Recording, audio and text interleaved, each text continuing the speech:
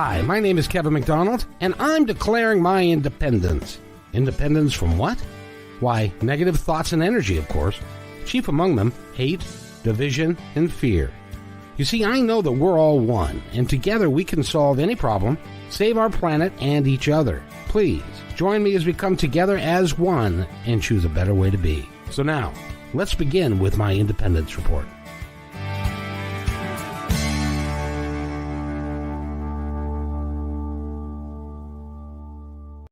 And welcome, everybody, to my Independence Report. It's Friday, and it's the 16th of April, 2021. And if you've been paying attention, which I hope you have been, Fridays has been a day that I turn over to Lamori Media. And Tracy does a lot of booking for different acts and different things that she does, and she's a media expert. And she brought me a great guy today, and his name is Timothy Allen Coons. And his resume, he's not an old guy, but his resume is pretty long and pretty thoughtful. So we're going to get into what he does. He's an actor, he's a producer, he's a writer, he's a director, and he does all of those things with the help of some friends that and we're going to get in more to what an indie movie is, or an indie, I suppose that's short for independent. And we're going to talk to him about that. So first of all, again, Timothy, I'd like to thank Tracy for having you with us today, and it's great to have you here. Welcome. Thank you so much, Kevin. I really appreciate you having me on your show. And yeah, Tracy's been wonderful so far. So I really appreciate her and her efforts, and I appreciate being here with you today on this lovely Friday afternoon. It is here today. It's Seattle, and there used to be a song probably before you were born called "The Bluest Skies Are in Seattle," and they are blue today. So it's a very nice day today. So it's great. It's great to have you here. We got lots to talk about. Yes. You've been excited about film and about creating movies since you were at the tender age of 5. How did that happen?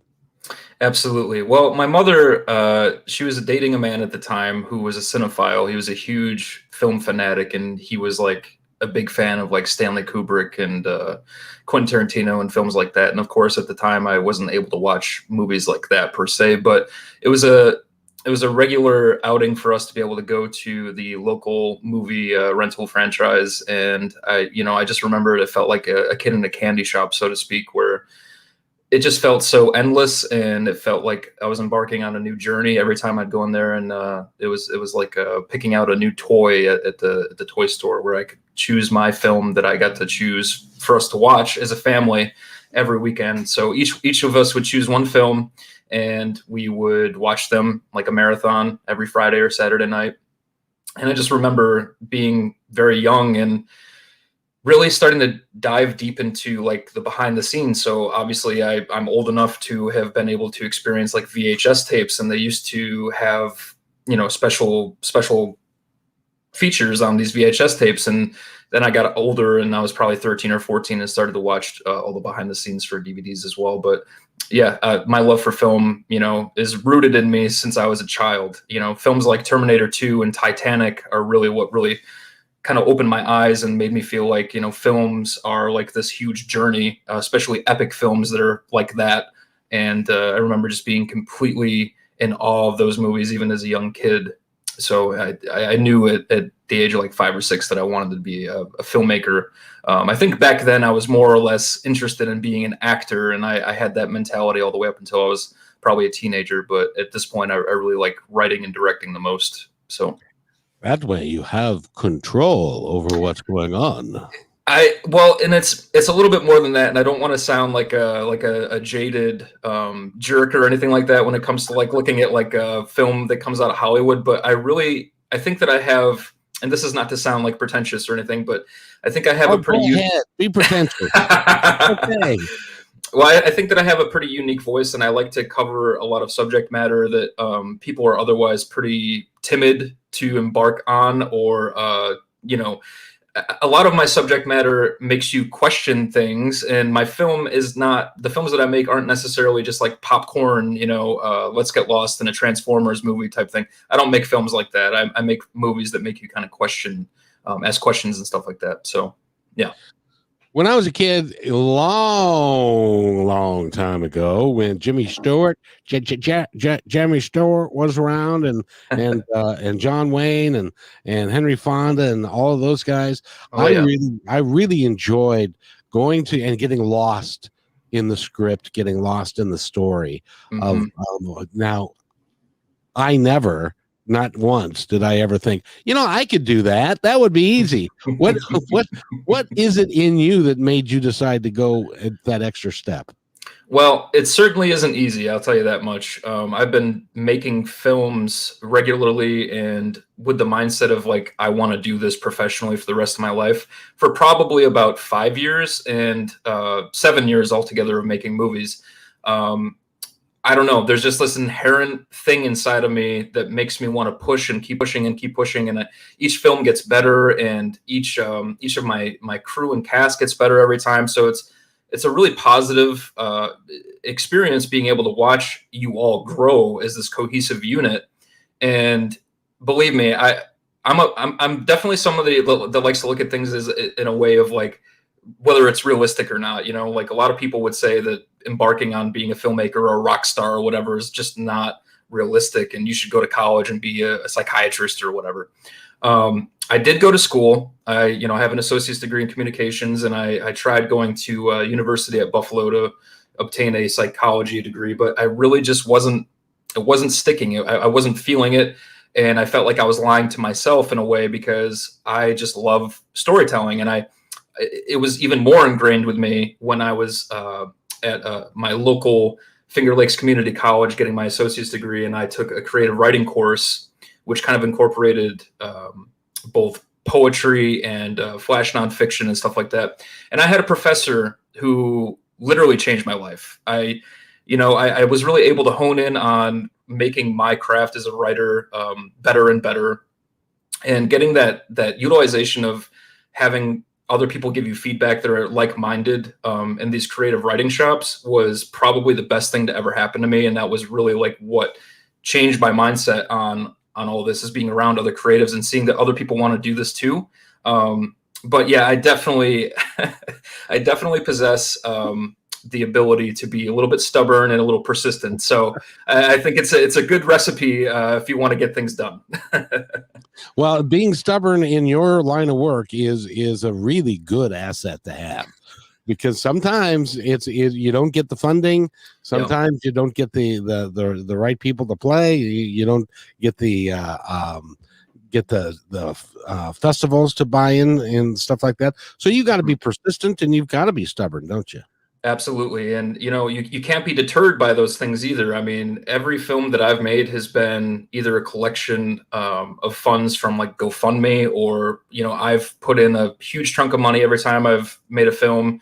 The friends and cast and crew, or like, the crew's families have all donated money. So we've never actually had professional backing until this last film we just did.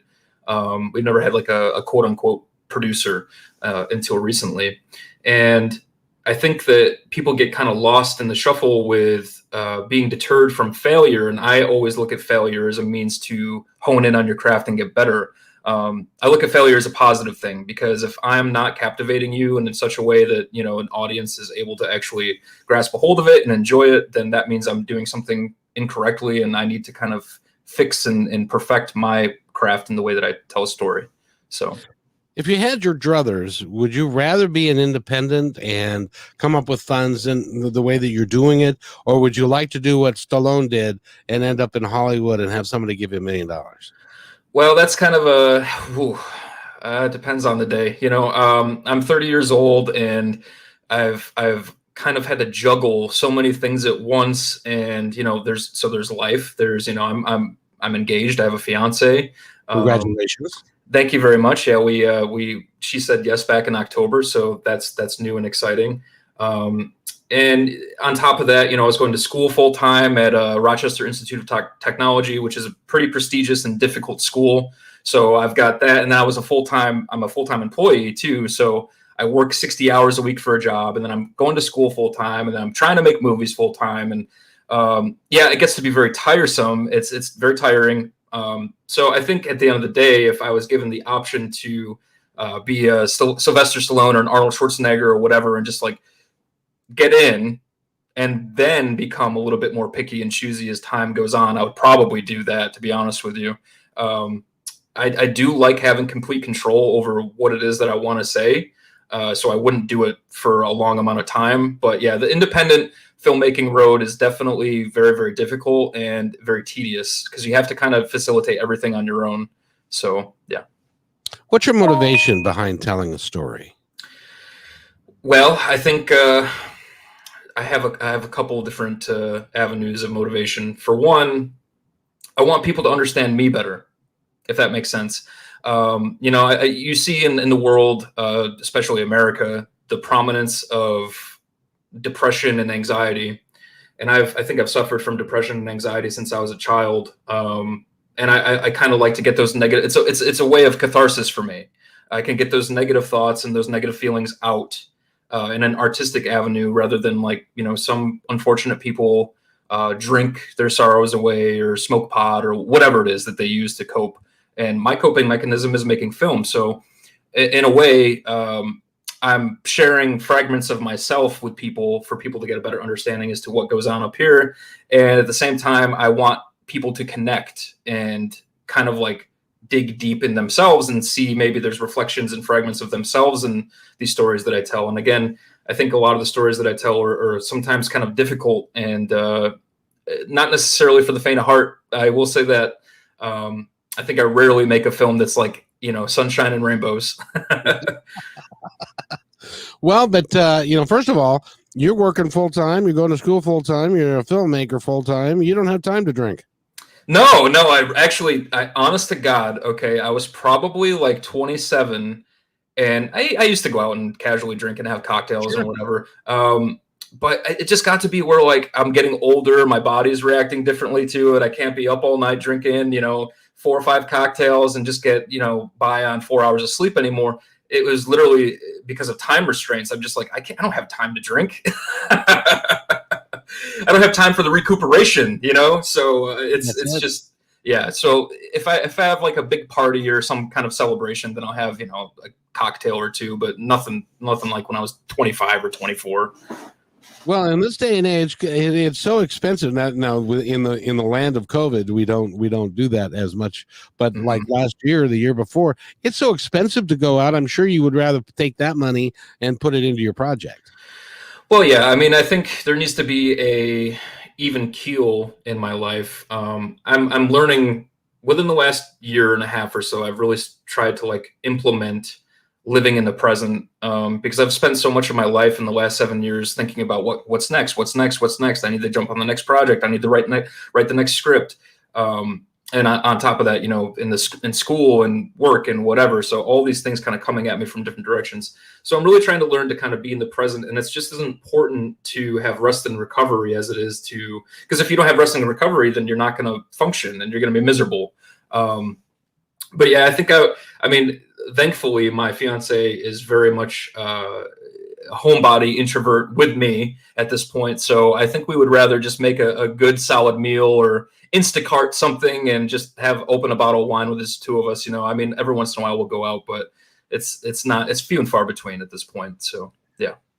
You know, I was looking at your bio, and you've actually gotten quite a little bit of notice for the movies that you've put out and stuff in the festivals. Talk about that a little bit. The awards you've won.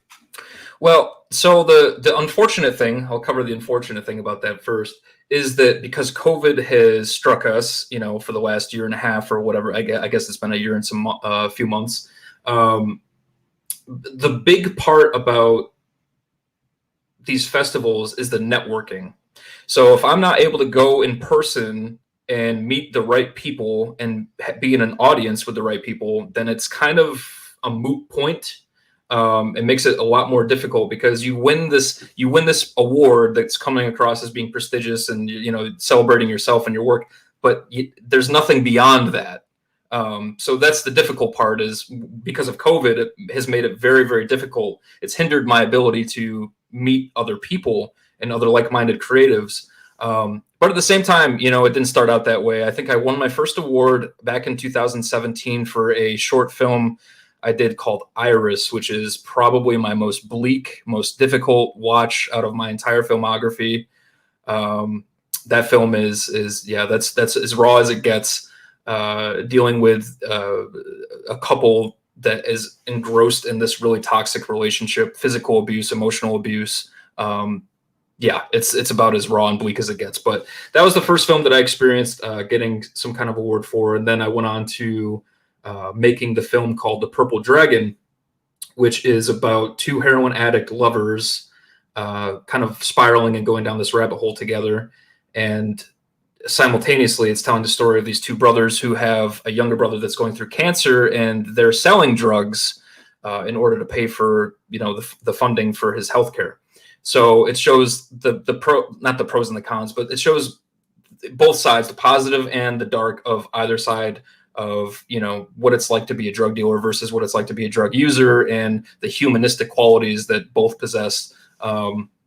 That movie has won me the most awards so far. It's about to end its festival circuit here within a few months. It's been in festival circuit for probably 9 or 10 months now. And I just entered 2 more films into the festival circuit and wrapping another one up too. So yeah. Wow. So how many films have you done? Oh boy. I think 13. Holy crap. Yeah.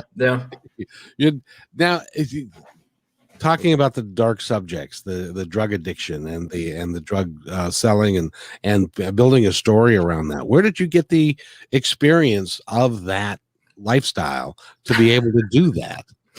Well, it's a culmination of things. For one, true life. Yeah, I've you know, I was raised in a very, very happy environment, but I've along the way met quite a few interesting characters. And you know, you go to a party and you don't expect someone to have like cocaine there, or you don't expect someone to like, I've seen some stuff. So I've implemented you know, some of the true life stuff, and then also kind of hyper stylized it with some of my inspirations, like Quentin Tarantino's films. I kind of thought when I wrote The Purple Dragon, like, what would that look like for Quentin Tarantino to make a film that's based on 2 heroin addicts? And that's kind of how I approached writing that script. But some of the other subject matter, I would say that a solid 50% of any film that I make is just somewhat based off of real life experiences and or stories that I've obtained over the years through other loved ones or people that I've met along the way. So yeah. Interesting. So which would you prefer to do? Would you prefer to write, direct, or act? Well, I actually had my first experience of directing a project that I did not write in August. I was hired on to do a short film with it was the biggest, most professional production I'd ever been a part of, as far as like the amount of professional actors, and you know, they're all SAG actors, and that was a very interesting, enriching experience. My buddy Jonathan Shank, that went to high school with me, went off, and he's been on Law and Order and Blacklist and a few other projects. And I just worked with some really great people, and that was definitely different. I think if I could, and I know that this isn't answering your question how you stated it, but I would prefer to be the writer director. I think I get the most fun out of writing, because it's like, I don't know where the story's going to take me, and I like creating these worlds. But there's something to be said about, I think I get the same satisfaction out of directing too, because it's essentially like the end product is going to be how well I did conducting everybody and their performances and time and time restraints and all that kind of stuff, like just bringing it all together. So if I could, I would say the combination, but at the end of the day, I would say probably a director. I love directing the most. But that combination is so fun for me, writing and directing. Like getting the feedback from my actors that I show, hey, I wrote this script. I want you to read it and give me, you know, your feedback and tell me how you thought about this character, blah, blah, blah. That's probably the most exciting part for me, is like seeing what people say about what I just wrote and watching their reactions. Like, I'm down for this 100%, and getting their feedback. But all in all, I think I enjoy directing the best. Yeah. it seems to me that it would be really, really, really hard to act in a movie and direct it at the same time. Is that true, or is it easier than it appears? Well, I suppose it depends on who you are. I personally I would prefer to be able to only focus on directing, because if there's other actors in the scene playing along with me, it is difficult to be in my mindset of my character and try to not worry about what's going on with the rest of the set. And to interject, like for me to call cut and then give direction to an actor when I'm in a scene with them does feel a little bit more out of place than when it's just me on the sidelines and like with the monitor and telling people what I need to cut for or whatever. So it's a little bit different when you're just a bystander, so to speak, rather than being engrossed in what's happening in the scene.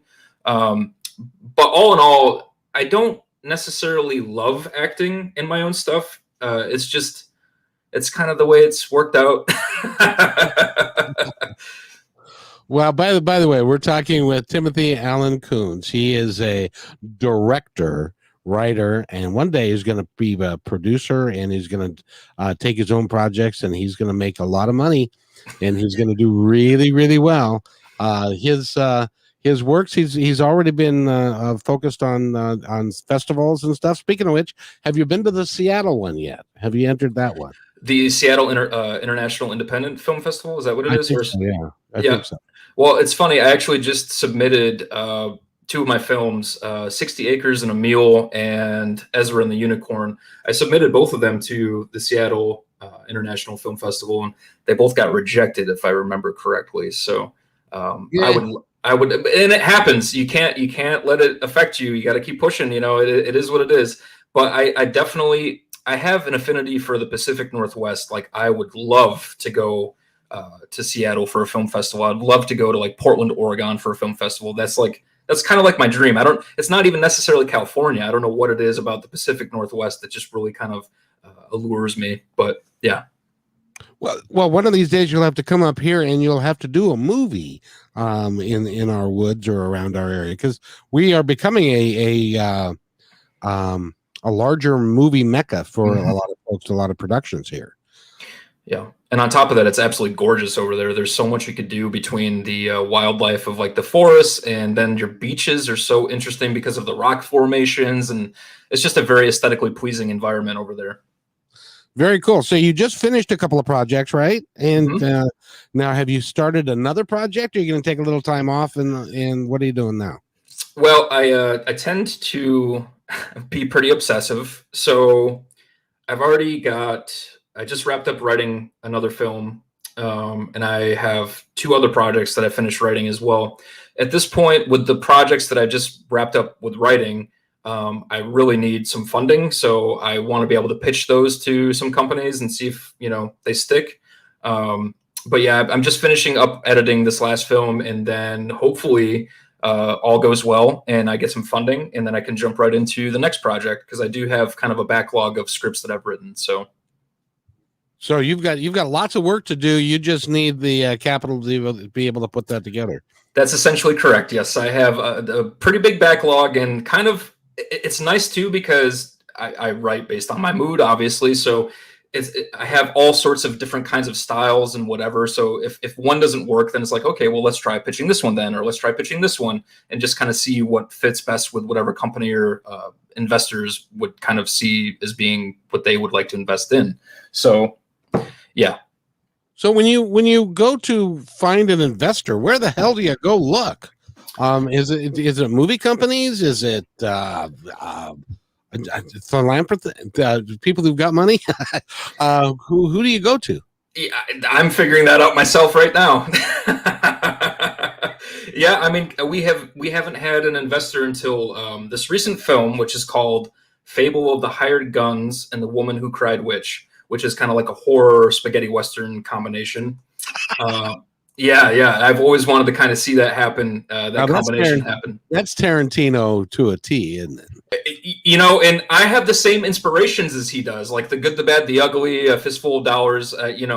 Those films I loved as a kid, and they're such a piece of me. In fact, in the office I'm in, I've got all the original posters framed from those films. But yeah, so that's something that I think hopefully Tracy kind of helps me along the way with figuring out how to get in front of a panel or pitch a project. That's definitely something that I've talked to with her. But this last project, like I said, we actually just reached out to a local company in Rochester it's called Expressway Camera Rentals. And they liked the story, they liked the script, and they gave us pretty much everything that we needed for almost next to nothing. I'm not sure if you're familiar with like camera equipment, but we got, a Red Gemini, which is like a $50,000 cinema camera, and all this rig stuff, camera lenses, that equate to about $200,000 for like $1,200. So they're technically an investor, a producer, and they will go down in our credits as such for being so nice and giving. But other than that, actually finding an investor like, say, like a Netflix or a production house like A24 or an Amazon Prime, I really am learning how to kind of figure that out along the way right now as we speak. Are you working more along the line of features, or do you want to do shorts or series? Or what do you want to do? Well, at this point, I write specifically knowing what my funding is that's available to me. So it's a little bit more difficult to write feature films. But I would prefer to be doing feature films. I mean, I think my standard of watching a film and being able to be engrossed in an experience that's a film is telling would be, around at least an hour and a half to 2 hours long. So I would prefer to be doing feature films, and I definitely would love to be able to experience creating almost like a mini series for like HBO or something. I'm not sure if you're familiar with True Detective or Chernobyl, but they were just incredible stories, and I would love to do something like that at some point in my career too. Well, you've got a long time with your career because you're just getting started. And you've already done 13 projects. You've got a long way to go. Yeah. When you write a script and you're putting it together, does it interest you how your audience looks at it, and to see if you can maybe change somebody's life in a positive way through the storytelling that you do? 100%. I think it depends on the project. Like, I always go into a project with some kind of thinking about the end result. Like, what do I want the end result to be? What do I want people to feel? My film Ezra and the Unicorn is definitely the most, I think, human, grounded.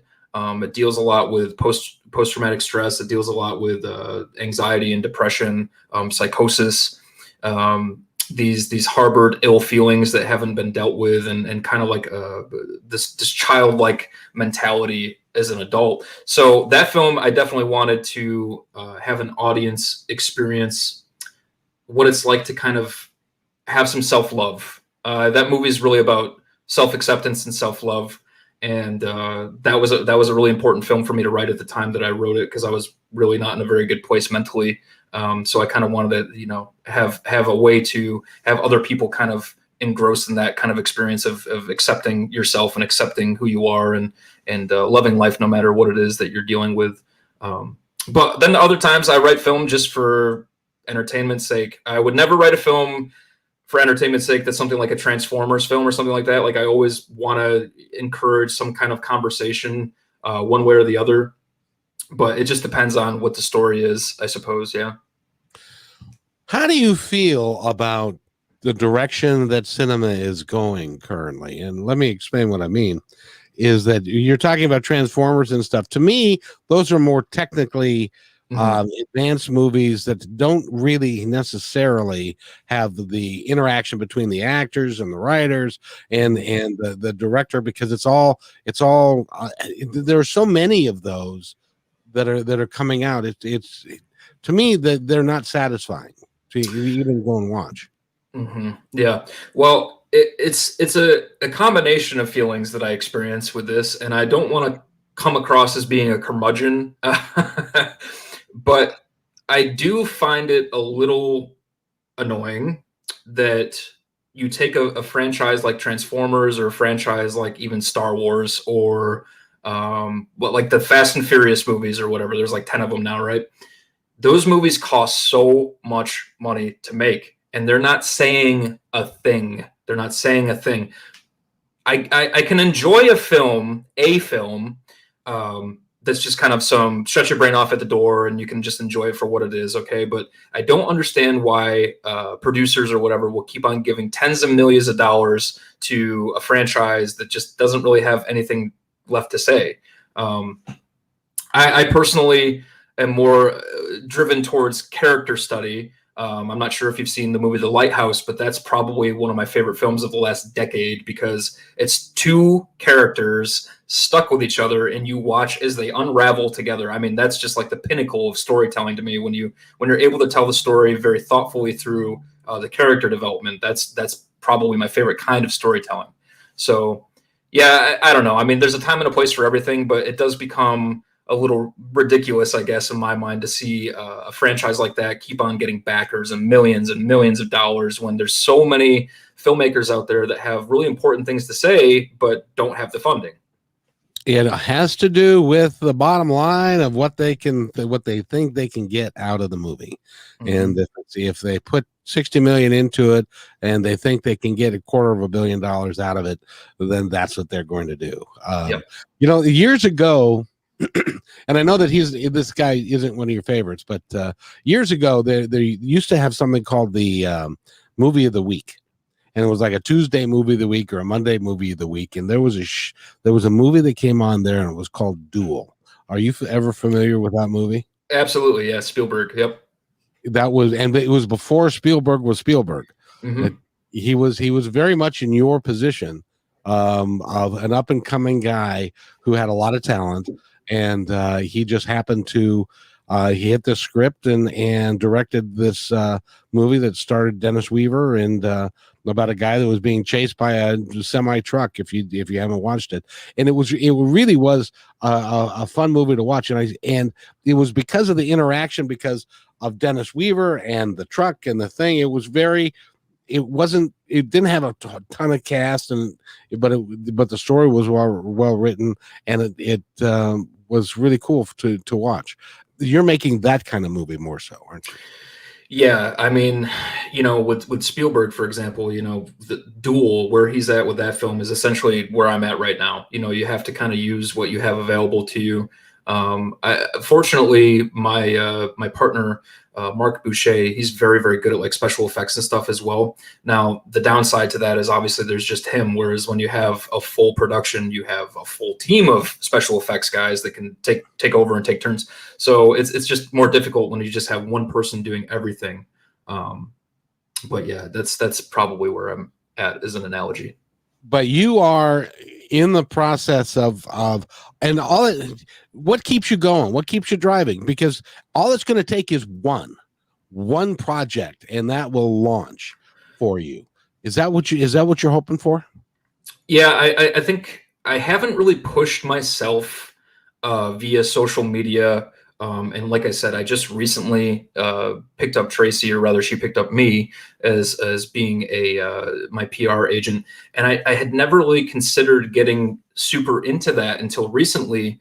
I'm not sure why, to be honest with you. I thought that maybe I could just kind of make it on my own and like be a little bit more of an interesting story that way.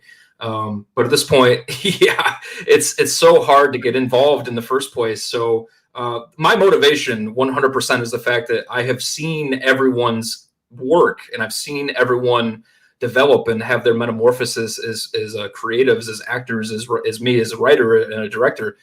We all keep getting better. So now is not the time to quit. And I mean, my family and everything is really my main motivation. I want to be able to like make enough money and get paid to do what I love. I'd be the luckiest person on the planet if I got paid to be a filmmaker. That's what I love doing. I'd never work a day in my life and help provide an easier lifestyle for my family. So that's really my main motivation. I think one of the smartest thing that you did is pick up Tracy, or in her mind, picking you up, because she says she senses the talent that you have, and all that you need is to get the word out about who you are. Yeah. And the movies that you create, and it'll happen for you. Of that, I have no doubt. So she's it's really cool that she does that. But more importantly, it's really cool that you're doing what you're doing, because you're only 30 and you're going to school. What are you going to school for now? Well, I recently just dropped out of school. I was going for public relations, actually. That's kind of funny. Yep. So I was going for public relations. I have my associate's degree in communications.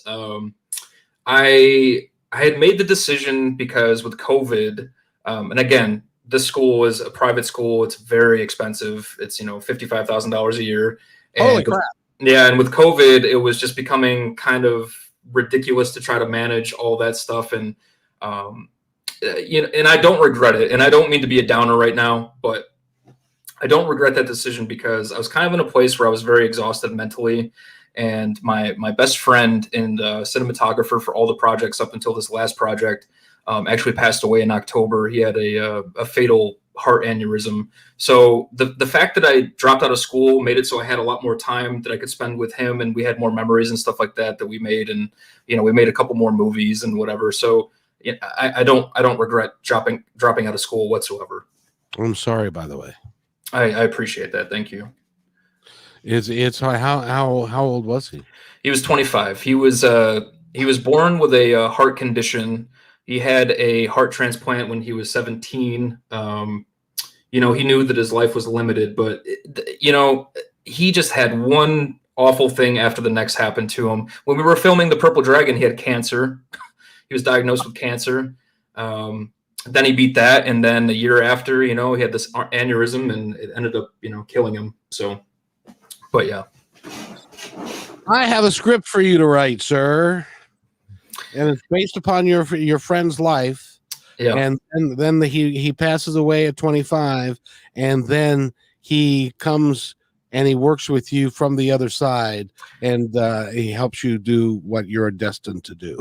Yeah, 100%. It's actually funny you mentioned that because that's the script that I'm currently writing is about Benjamin's life. So yeah. You can't when somebody who's 25 passes away. It's such a crime, but sometimes it can have a positive outcome if you are able to take it and build something with it and create a movie from it. Yeah. Well, it's been, it's a double-edged sword. A lot of us came together after Ben's passing, and we've created like this little family. Well, rather he created this little family because we all came together because of him. But the cinematographer that I have on this last project and the editor, Mark, was actually best friends with Ben as well.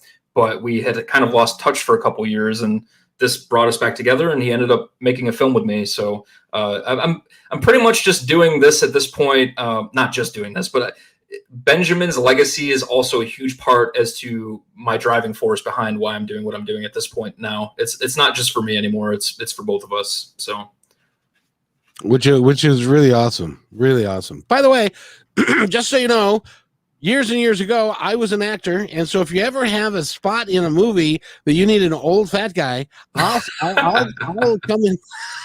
I'll be happy to come in and work with you. But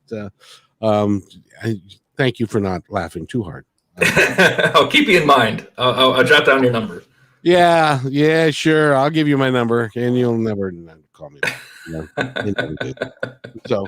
But it's great. It's great having you here. Timothy Allen Coons is our guest, and he's was an actor and is a writer and a director. He's going to be, I guarantee you, he's going to be a director of note. And some of his movies, you're gonna look at the credits and go, "Oh, I heard that. That's that guy." And it's going to be a movie that you're going to absolutely love. I just know it. I appreciate that. So what if you had, so you're engaged to be married? I mean, you got a lot of good stuff going on. You've won awards, you're engaged to be married. All it's going to take is just that's gotta really kind of gnaw at you, because it's going to be that one moment in time, that one break when you're going to pick up the phone and you're going to get a call from somebody.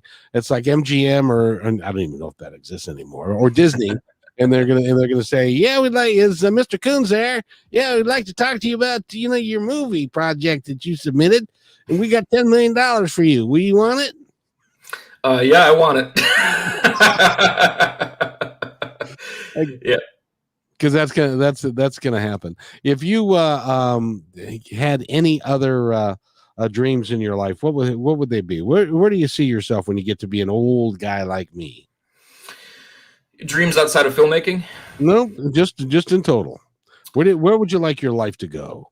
Well, what would be ideal for me, I guess, it would be I would like to be an established filmmaker, director, making maybe one film every couple years. And I'm a very introverted human being. I'm very private. So I definitely don't think that I would necessarily be like yearning for the limelight, so to speak. But I wouldn't mind, acting in some things once in a while, getting paid to be an actor. I wouldn't mind, just maybe being an author. I actually have a couple published novellas from when I was like 19 that I had published. I love writing poetry. I love writing nonfiction. So I definitely think at some point I want to write a book. But all in all, I think by the time I'm, 40, 50, 60, I want to be an established filmmaker first and foremost. And I just want to be happy. I want to be able to contribute. I want people to be able to, in my own life, reap the rewards of me making it, I guess, in a way. I have such a wonderful, supportive family. My mother, my grandmother, my Uncle Mark, my Aunt Betsy, they all have had such a huge role in supporting me mentally, actually contributing funding, what have you. And I just want to, give back. So I kind of see myself being in that position around that time, I hope. What do you think about walking down the red carpet? Yeah, I think that's the goal.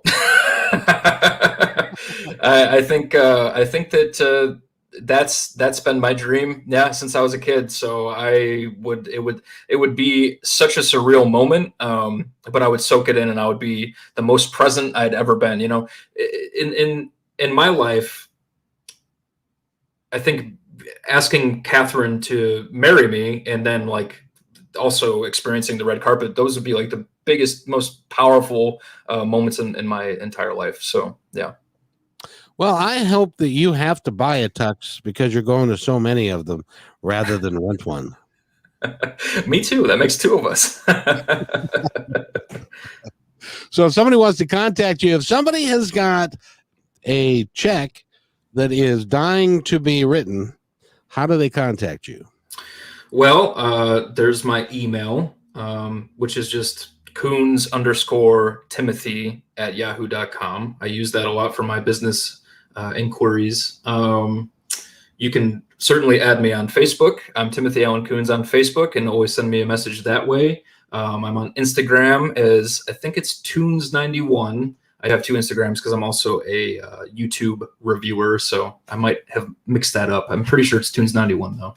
And yeah, would it be appropriate to put my phone number on here? Or am I going to get a bunch of phone calls from people? I would leave your phone number out of there. Yeah. Okay. So those are the ways that you can contact me. Yeah.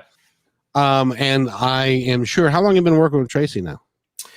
She has made things happen rather quickly, my friend. Only about 2 weeks. Well, I can tell you this is that what she's going to do for you, because I always do a little bit of research in addition to what she provides me and stuff, and she's going to help you with your Facebook page.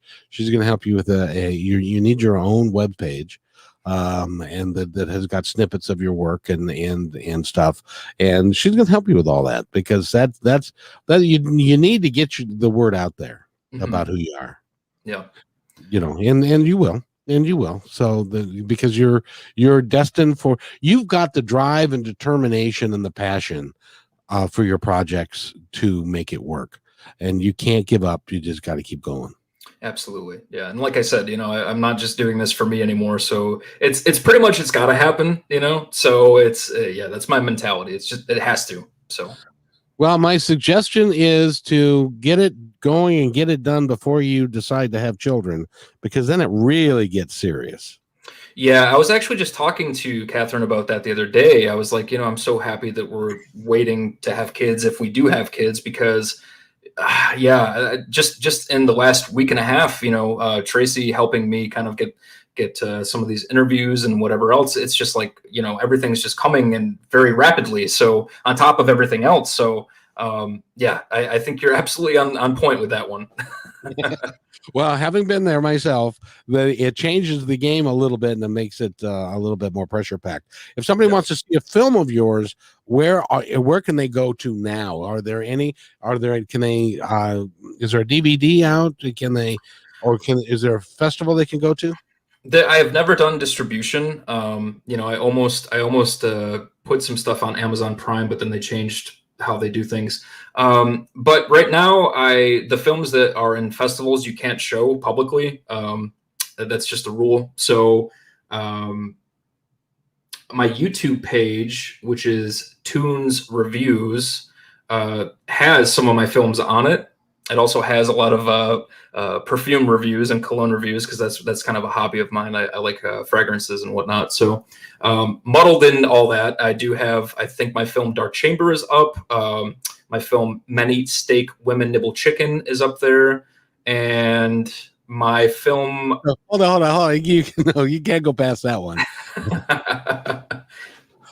Say that title again. Men Eat Steak, Women Nibble Chicken. I thought that was a typo when I first read it. It was like, men eat steak. What's that about? That film is kind of about the society imprinting its views on gender. So it's a narrative on a woman who acts a little bit more quote unquote manly and a man who acts a little bit more quote unquote feminine, and just kind of questioning why it is that you have to behave certain ways. Like, why can't I wear a flower-based perfume if I want to, if I'm a guy? Why can't I, stuff like that. So it's a commentary on where we are in society with gender roles. Yeah. Oh, that's really cool, because right now we've got tremendous issues with gender roles and that sort of thing now in our country. Well, you're in our country. You're in New York. Yeah. Have you thought about doing anything in regards to the race issues that we're having today, and a 13-year-old boy was killed yesterday or day before, and all of that? Have you thought about addressing those in your work? 100%. I'm actually writing a script currently here's the thing. I would love to be able to have my films have more diversity in them. And just where we are currently, in my location in Rochester, New York, all the creatives that I know are predominantly white. But I want to be able to tell those stories, and I want to, Black people and gay or trans or what have you. I want everyone to be able to have their voice and utilize it. And if I can help that in any way, shape, or form. But I also need to know where my place is, as a creative, as a filmmaker. I don't ever want to come across as though, as a white man, that I know what it's like to be a Black man or a Black woman or a gay man or whatever the case is, because I don't know what that's like. So I can't pretend to know, and I don't want to come off as being some kind of facade. But I would love to be able to, let's say I became a filmmaker and I became a millionaire, right? I would do whatever I could in my spare time and funding to help these organizations like Black Lives Matter and stuff like that, because I am a huge supporter, and I think that everyone has the right as a human being to just be happy and healthy and safe. So it's actually really unfortunate seeing all these things divulge over the last couple of years. Have really been something rotten to see. I know here in Rochester, New York, right when the pandemic started, there was these huge riots because we actually had a Black man that was killed by the police here. He was having a mental breakdown, and they killed him by putting a bag over his head. So there's huge things happening here, and I'm just like, holy cow! Look at what we're doing to each other in this world, and whatever I could do to make it so. There's more light shed on that, or I could create a way to let these people have a voice. I would absolutely 100% do it. But in the way of creativity, it's just so difficult because it's not a very diverse region. But I would love to tackle that subject matter and shed light on it for sure. It's a hard topic for people like you and I, Hmm. who are when I was in high school, we had 3 kids of color out of 20 or 2000, and so it's different then, and the life experience is so different that it's hard for me to even grasp how difficult it is for people. 100%. And the closest thing that I've even come, to experiencing anything like that was when I was at university at Buffalo in Buffalo, New York. I was definitely the minority going there. There was a lot of, it- yeah, that was the white people were kind of at the bottom of the totem pole as far as population goes, and just experiencing all this new enriching culture. I had friends that were black, I had Muslim friends, and experiencing their families and their life, and kind of broadening my scope of what's out there, and having these new experiences with wonderful people. Really kind of shed light on what it's like to grow up in a small town like I did. I mean, I grew up in Shortsville, New York, which I think total population is like 4,000 people. My graduating class was like 95 people. So yeah, not a whole lot of diversity here. No, I did a podcast with 5 20-year-old African American gentlemen, and we were talking about their life experience and what they have to do, and how they coach each other about traffic stops. Something as Hmm. simple as a stupid traffic stop, Yeah. and their families coach them and tell them what they can do. So I told them a story. I was driving down the road one time, and I thought the speed limit was 45. Turns out that it changed from 45 to 35. And so I get pulled over by a motorcycle cop. I think that I was going the speed limit. And so I get out of the car and start walking towards the policeman. Hmm. You should have seen the look on these 5 kids' face when I said I got out of my car. They said, "You did what? You got Yeah. out of your car and started walking towards a policeman and you're not dead?" Yeah. Yeah. They're taught and they're told, keep your hands on the steering wheel, keep looking ahead, get your paperwork in order, and don't say anything, and say yes sir and no sir, because it's a very dangerous situation. Never dawned on me as being a white guy that I was in any danger at all. And these people in our country, in this country of ours, have to live with that on a daily basis, and I think it's a crime. No, well, you're 100% correct. It's disgusting. It's unfortunate. It's unfair. Why should anyone have to be born and from day one have to fear for their life with simple things? Even being an African American at a shopping mall or something, and you being kind of profiled, and people watching you to make sure you don't steal. Like, what is that? That's not fair. That's not a mutual existence between fellow humans. It's just it's very unfortunate. So then that brings another story. See, and now you can write a script about how the world suddenly changes, and the white people and you specifically become a minority, and then you have to deal with it from a black perspective as a white guy of what they go through on a daily basis. I actually wrote a script like that, and I was a little afraid to make it, to be honest with you. I totally get it. I get it, because that's one of those that you're not sure how that's going to be received. Yeah, it could be one of two ways, and one's not great, and the other one's probably decent, but it could be coming across as being exploitive to some people. But yeah, I don't know. Yeah. It's such a troubled ground to kind of navigate. So So as a writer and a director, you have to think about those things pretty thoroughly before you put a project together, don't you?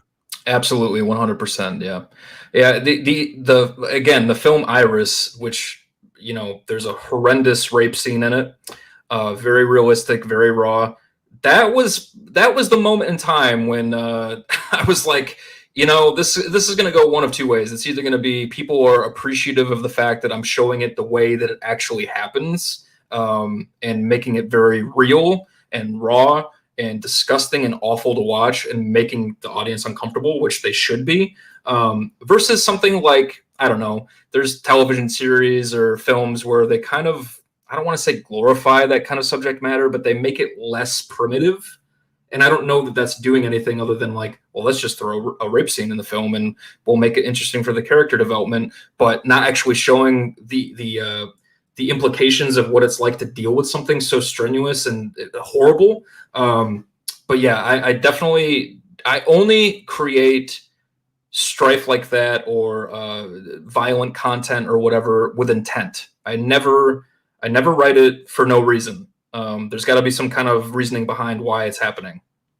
Exactly. My son got me involved with a show that's on Netflix called Outlander. Are you familiar with that? I've heard of it, but I haven't watched it. No. And he explained it to me. It's like it is hard to watch because at one point there's a guy is being flogged and by the British government and he goes through 200 lashes. And so it's very gruesome but it's very real, and it's also, I think, very necessary.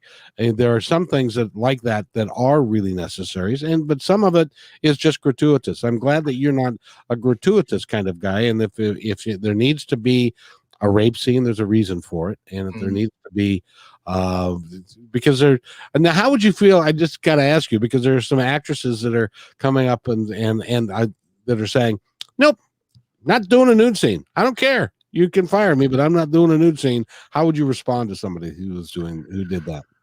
Well, I mean, I've had to put a couple of my actresses in those positions before, and I have very long-winded conversations with them beforehand, and I make sure that they know that no matter what point we're at with filming, if they are uncomfortable, then tell me, and we don't have to do it that way. Now, I'll be a little bit frustrated because I feel like it's a very powerful moment that I feel like needs to be seen on screen, sure.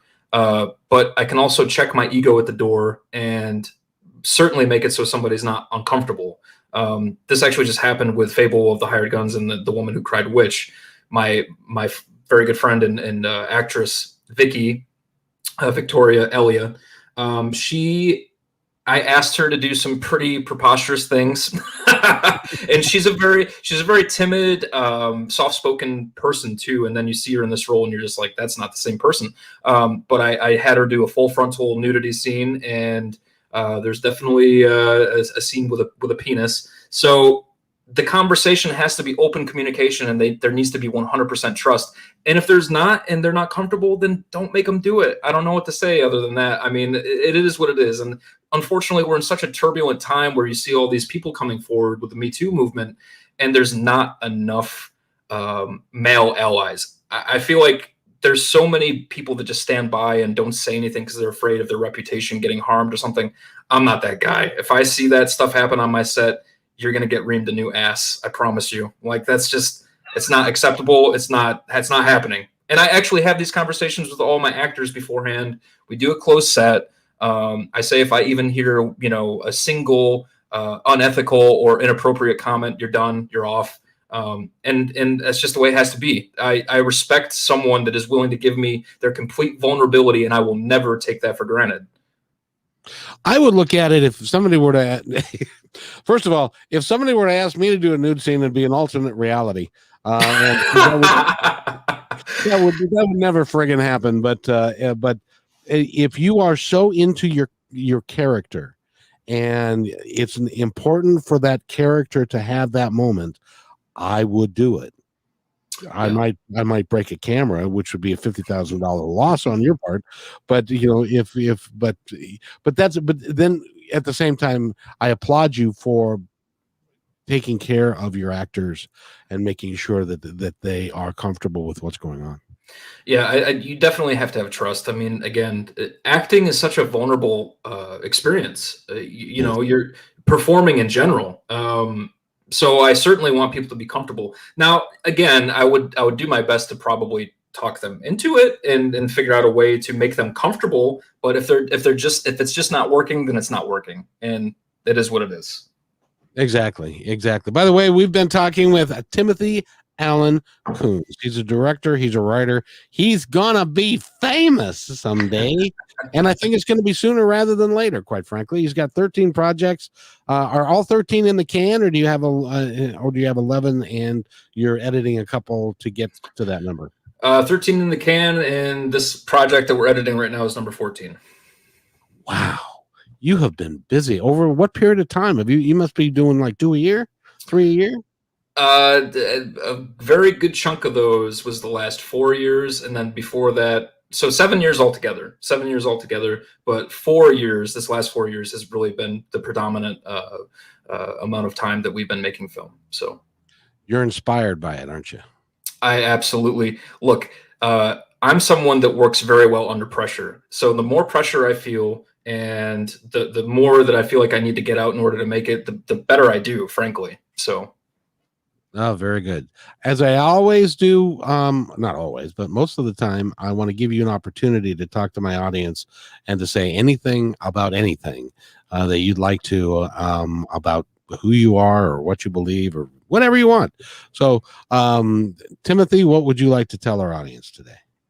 Well, I think one of the biggest things that I just off the top of my head is that if you're a creative coming into the world of filmmaking or whatever, it doesn't matter. It doesn't necessarily have to be filmmaking, but just a creative in general.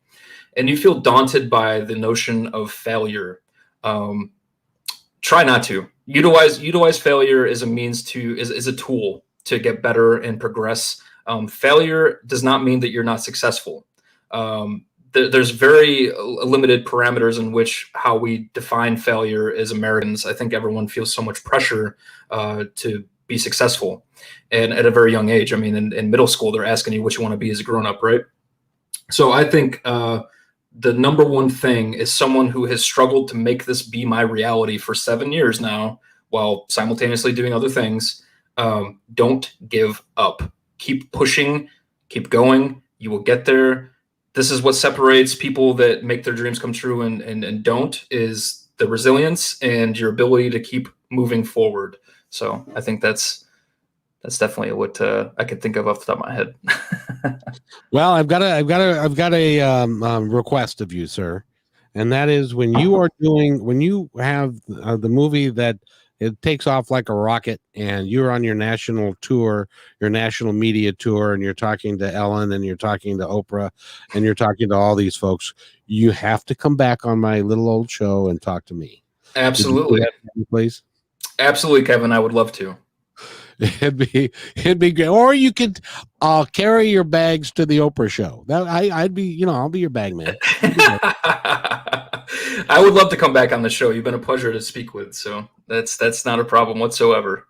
When you get the next one in the can, let's talk to Tracy and have you come back so that we can talk about that one as well. Absolutely, yeah, I would love to. Yeah, you're an awesome dude, man. I appreciate you. I appreciate you. Thank you so much. So hold on just a second. I'll be right back.